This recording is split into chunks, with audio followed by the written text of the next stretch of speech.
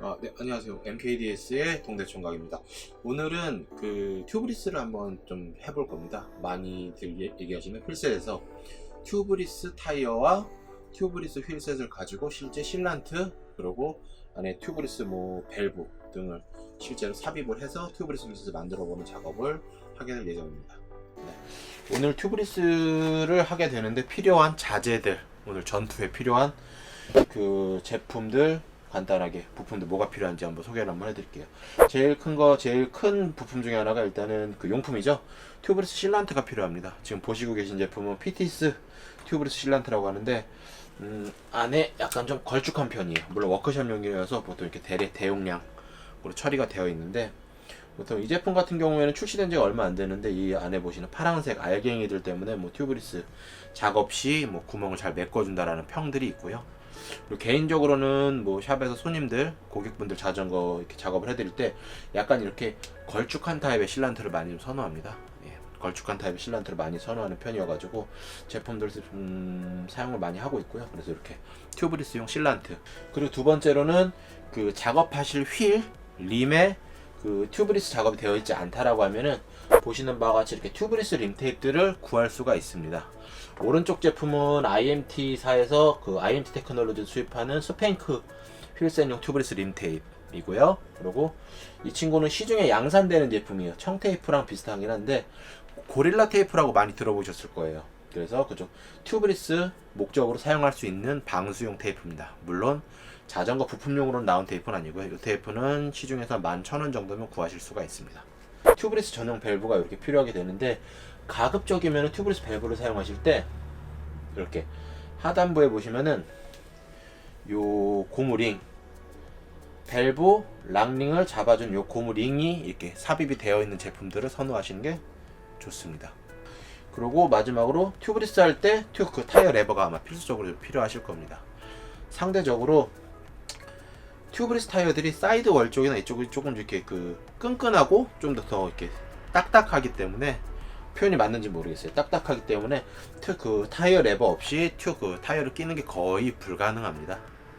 그리고 요새 같은 추세에는 림이 이렇게 광폭으로 많이 나오기 때문에 광폭림에 타이어를 장착을 하시려면 타이어 레버 이렇게 필요하고요. 네, 오늘 튜브리스 작업을 할 휠은요, 일단 펀 제품이고요. 펀에서 지금 그 다운율용 157mm 규격 휠셋에다가 튜브리스 작업을 한번 해볼 겁니다. 근데 이번 손님 같은 경우에는 특이사항이 기존에 쓰시던 타이어 제품들이 있어요, 지금요. 그래서 이 제품들 휠셋만 교환하라는 과정이 있기 때문에 기존에 사용하시던 튜브리스 타이어는 그대로 옮겨서 하는 작업을 한번 진행을 해볼 겁니다. 여담인데 그 대만 쪽 제품이에요. 대만 쪽 제품인데 굉장히 가격대 성능비가 훌륭한 제품이라고 좀 보실 수가 있습니다. 이 휠셋 같은 경우에 지금 완성 휠셋이 지금 그 70만원대, 지금 프로모션 행사로 아마 40만원대면 소비자분들께 구하실 수가 있는 모델이니까 참고하시면 되고요. 일단은 이쪽에 앞바퀴 먼저 이렇게 작업을 한번 해볼 예정입니다. 지금 앞바퀴를 작업을 해볼 건데, 여기서 약간 난간에 봉착을 합니다. 무슨 난간에 봉착을 하면, 타이어가 보통 이렇게 있는데 일단 손님이나 동호인분들 제일 많이 받는 질문이에요.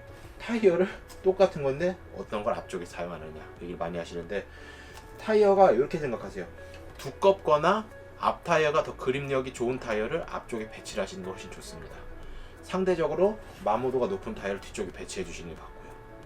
그 무슨 원리냐면은, 모터크로스들 같은 경우에 앞바퀴가 접지력이 더 중요하기 때문에 기본적으로 앞바퀴 쪽에 접지력을 많이 실어주시는 거고, 뒷타이어는 따라오는 타이어이기 때문에 뒷타이어를 상대적으로 마모가 좀 더 돼 있는 타이어를 뒤쪽에 써주시는 게 조금 더 안정적인 라이딩을 좀 진행하실 수가 있습니다. 지금 보시면은 기존에 사용하던 타이어에 이렇게 실란트들이 안에 들어 있습니다. 이렇게 보이실 거예요. 네, 이 실란트 그대로 사용하셔도 무방합니다. 근데 다소 좀 안정적으로 새로 작업을 하는 것이지만큼의 그 새 실란트를 약간 좀 보강을 좀 해줄 예정이고요. 그리고 그 튜브리스 완성 휠셋이기 때문에 기본적으로 튜브리스 밸브가 이렇게 장착이 되어 있습니다. 안쪽에 락링도 잘 장착이 되어 있고요. 그리고 이렇게 안에 튜브리스 림 테이프도 이렇게 작업이 다 되어 있는 거 보실 수가 있습니다. 그러면은 항상 작업하실 때 좌우 방향에 잘 구분을 하셔가지고 타이어를 먼저 장착을 하시면 될 것 같습니다. 그래서 이쪽에 보시는 디스크 마운트 쪽이 왼쪽이고요. 나머지 없는 쪽이 이제 오른쪽이 되겠죠. 그리고 타이어도 이렇게 방향을 보시면은 회전 방향에 따라서 이쪽으로 앞으로 회전하게끔 되어 있는 방향이에요. 그렇기 때문에 방향은 이렇게 들어가는 게 맞고요. 한번 타이어를 한번 장착을 좀 해볼게요. 타이어 장착하실 때 뭐 방법이 뭐 특별한 건 없습니다. 제일 첫 번째 규칙은 튜브리스 밸브 혹은 튜브 밸브 쪽에 타이어 재원이나 그 타이어의 뭐 컴파운드 그런 재원들이 프린팅이 되어 있는 쪽으로 밸브 쪽을 맞춰주세요. 이는 왜냐면은 바람을 다시 넣으실 때 튜브에 대한 재원, 그 타이어에 대한 재원을 확인하시면서 공기압 세팅이라든지 그런 전체 휠에 대한 상태를 체크를 할 수 있기 때문에 이쪽 로고가 박힌 쪽 혹은 타이어 재원이 이렇게 써 있는 쪽으로 이렇게 밸브 구멍을 넣어주시는 게 기본적인 그 상식이고요. 이렇게 해서 먼저 하단부 이렇게 오른손에 타이어 왼손에 휠을 잡고 하단부 비드 먼저 이렇게 림 안쪽으로 삽입을 합니다. 그리고 한쪽을 이렇게 시계 방향으로 맞춰서 넣어주시고요. 요새는 거의 다 와이드림이기 때문에 이쪽 안에 들어가는 부분이 약간 그 뻑뻑할 수는 있어요. 근데 상대적으로 이렇게 손으로 엄지손가락 이용하셔가지고 안쪽으로 밀어서 살살 넣어주시면은 이렇게 들어갑니다. 이 상태에서 지금 이제 타이어는 삽입이 끝났고요. 잠깐 이제 무릎에 좀 기대 놓을게요. 그러고 이쪽으로 이제 보시면은 이쪽에 제가 빈 종이컵 하나랑 실란트를 준비했습니다. 여기서 실란트가 있는데 굳이 뭐 새 실란트가 들어가도 되냐라고 하는데 보통 비용을 지불하시는 손님들의 작업을 해드리는 경우에는 추가적으로 좀 더 안전하게 쓰기 위해서 실란트를 좀 추가로 보강해서 많이 작업을 해드리고 있어요. 그리고 용량 계산 어려워하시는 분들이 계세요.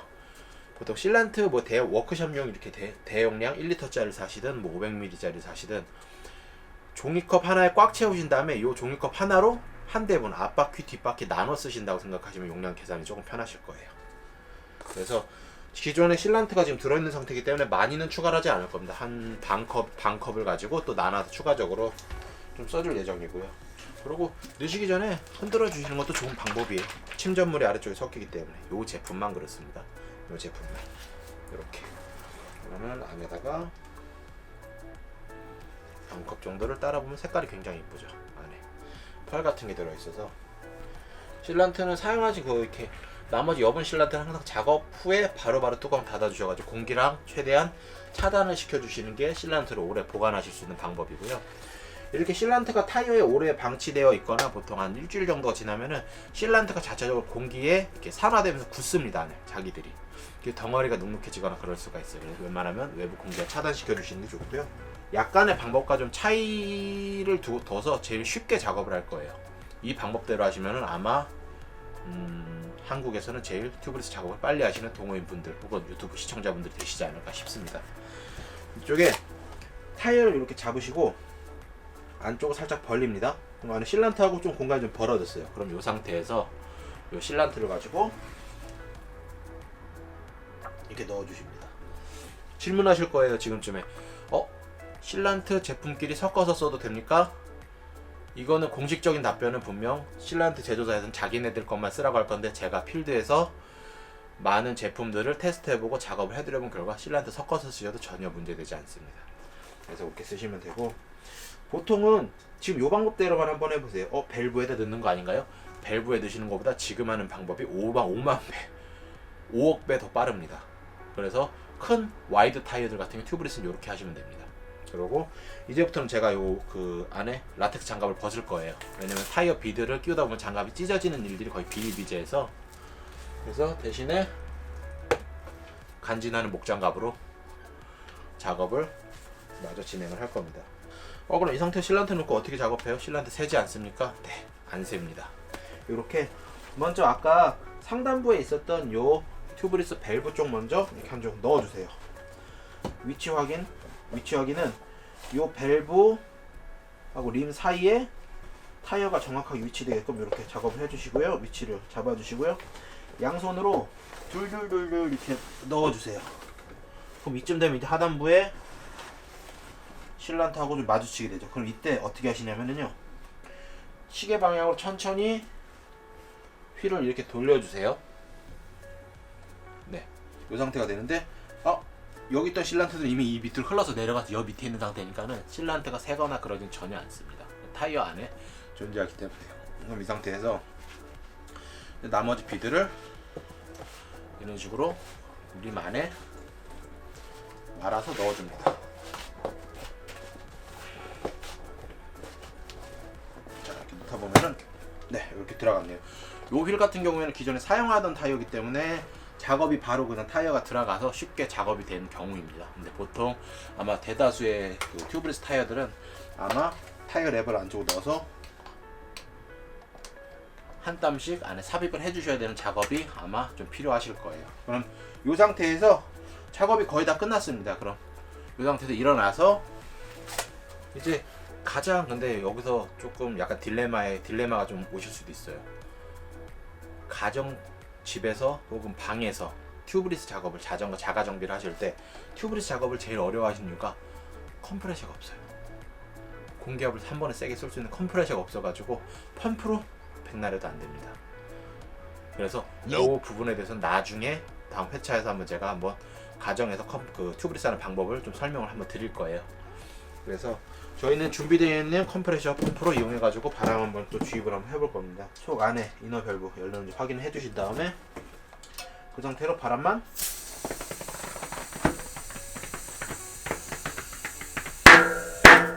다시 한번 바람 한번 넣어주시고요. 그리고 네, 이렇게 해서 일단 튜브리스 작업까지는 완료가 되었습니다. 바로 하신 다음에 됐다 뭐 이렇게 방심하시지 마시고 안에 타이어 사이드홀이나 비드 쪽에서 에어 리킹, 에어가 좀 새는 현상들이 많이 생기실 수가 있어요. 그래서 개인적으로는 보통 제가 튜브리스 했을 때 작업하면서 이런 식으로 타이어를 많이 돌려줍니다. 안에서 분명히 실란트들이 회전하면서 비드 사이로 들어가고 있겠죠. 그리고 여기서 추가적으로 약간 더 작업을 좀 한다라고 하면은 이제 그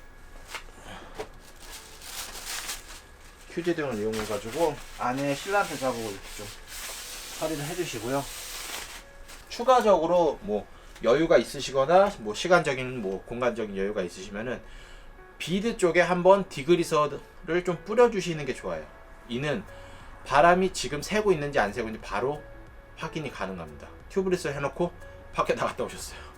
아침에 자전거 타야지? 근데 자전거 주저앉아 있습니다. 당황스럽죠. 그래서 작업을 하시고 이대로 하셔도 뭐 거의 큰 상관은 없는데 보통 이렇게 작업을 한다 치면은 디그리서를 이렇게 사이드홀 쪽에 뿌려줍니다. 분명 바람이 샌다라고 하면은 타이어에 펑크가 나 있지 않는 이상 밸브 쪽이나 하단부 쪽이나 이쪽에서 거품이 많이 일어날 겁니다. 이런 식으로 해서 지금 뿌려진 방향대로 보시면 거품이 크게 일어나거나 하는 부분들이 없습니다. 이렇게 해서 튜브리스 작업을 하신 뒤에 바람이 새는지 여부를 한 번씩 확인해 주시면 좋을 것 같습니다. 그리고 아까 밸브 쪽에도 확인 한번 해보시면 밸브 쪽에도 에어샘 현상이 없죠. 네, 이렇게 해서 튜브리스 작업이 완료가 되었습니다.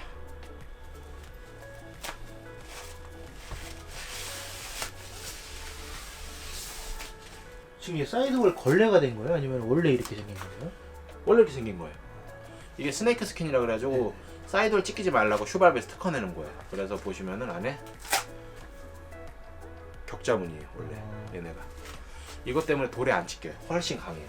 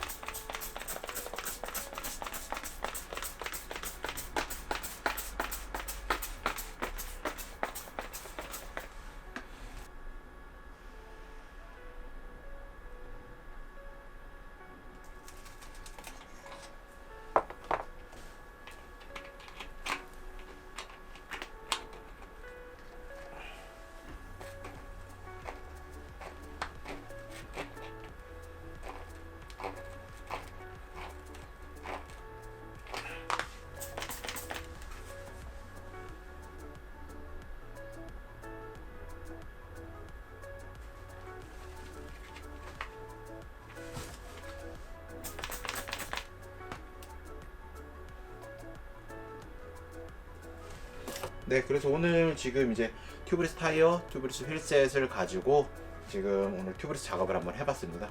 아까 뭐 영상에 잠깐 나올지 모르겠는데 그 밸브, 튜브리스 밸브 구멍에서 바람 새는 부분 쪽 아까 보셨다시피 밸브 구멍을 조금 더 꽉 잠가 주시면 안에 실란트들에 의해서 충분히 막힐 수가 있습니다. 그래서 바람이 바로 빠졌다고 해서 너무 당황하지 마시고 그런 방식으로 처치를 하시면 되고요.